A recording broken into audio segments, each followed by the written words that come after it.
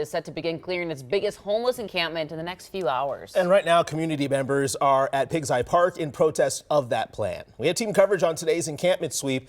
Let's start with Audrey Russo with a closer look at what's going on out there. Audrey, good morning. Now, right now, we're here in Pig's Eye Park. More than 100 people live here. At 8 o'clock, the city is expected to start coming in, clearing the encampment out. You know, the city describes this as a public safety hazard, but there is a large and vocal faction of people who disagree with that.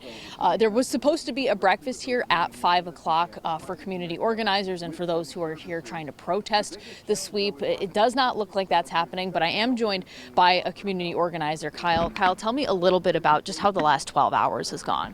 There's a lot of chaos and confusion. People don't know where they're going to end up.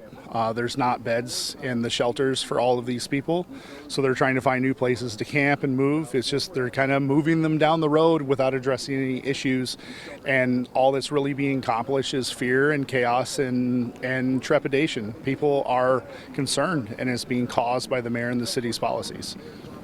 And when you speak to some of the folks who are living back there right now, I guess what's the sentiment among them? I know you mentioned that there's a lot of chaos, a lot of uncertainty. Do they feel like they're being punished?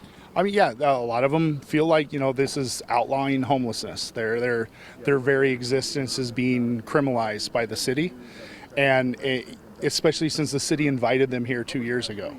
It feels like a real change of course, and frankly, being backstabbed by the city. It's a strong feels of betrayal, a loss of trust. So any trust the city has built up with these people, they've destroyed today.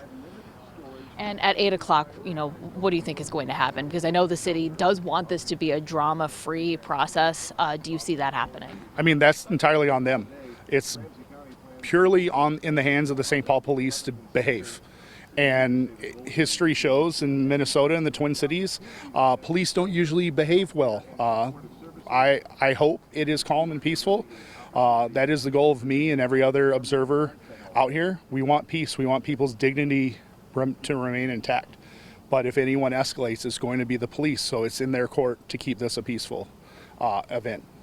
Kyle, thank you so much for your time. Again, the clearing is expected to start at 8 o'clock. There's also going to be a rally here from folks who don't want to see this happen and are trying to support the folks who live in the encampment right now. But again, it's all expected to start around 8 o'clock. Back to you. All right, Audrey, we know you'll stay on top of things, and of course, we'll be bringing that live coverage throughout the morning.